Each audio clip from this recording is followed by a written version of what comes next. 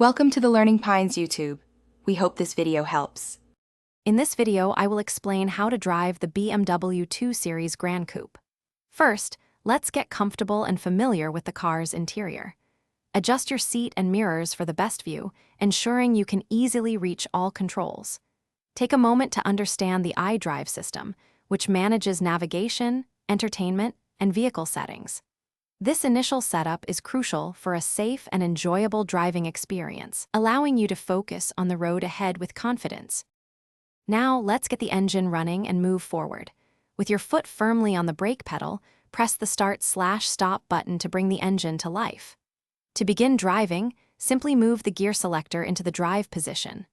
Remember to release the electronic parking brake, typically a button near the gear selector, before you start moving.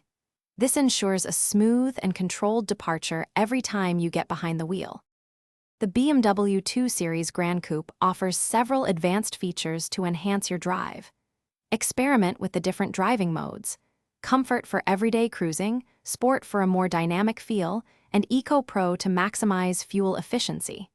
Familiarize yourself with the active safety systems, such as lane keeping assist, which can provide gentle steering corrections.